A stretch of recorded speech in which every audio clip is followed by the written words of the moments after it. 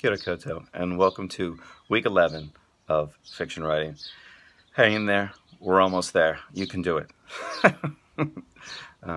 I said I would talk a little bit about the final assignment, the newer re-envisioned story, and I will, although it's occurred to me that I've already spoken about it in dribs and drabs the whole semester throughout all the videos. There probably isn't much more new to say, but I will briefly recap. So first of all, you can write a new story. That's pretty clear what that means. It's, something where you sort of start from scratch.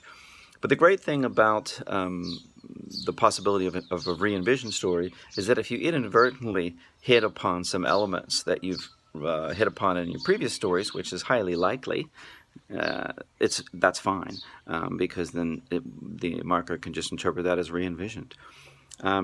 What is a re-envisioned story not? I mentioned this before too, but I'll just recap.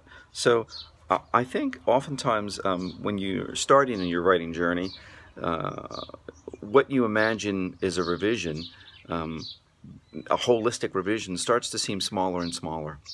And oftentimes what you might call a revision, I would call good editing. So to my mind, a revised story has some major aspects change, and not a few sentences here and there, but characters written out, settings changed, emotional centers sharpened. That's all still in the realm of really kind of revision, but not re-envisioning. So re-envisioning means, just to be quite clear, that you probably have about sort of 60 to 80% new text.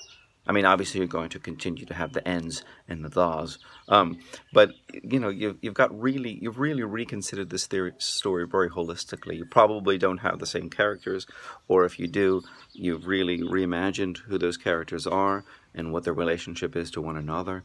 You probably have really sharpened your focus of your emotional center. So if it was something like, the quest for happiness, it might become something like appreciation of joy in a realm where you realize how brief joy is. So the brevity of joy or something. So you really change things quite a bit. We're not talking, a re-envisioned story is not a little tweaking. It's not, oh, I've made the scene a little better described.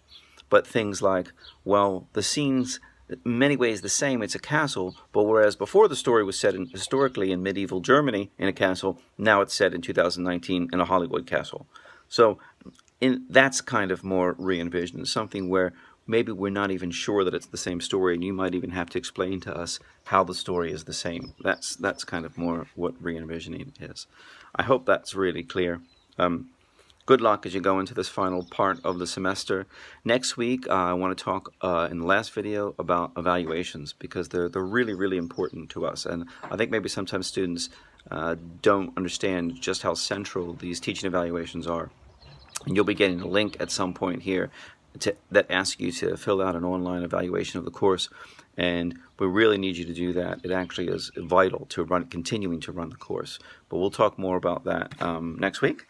And happy writing, and remember to get lots of sleep. See you next time.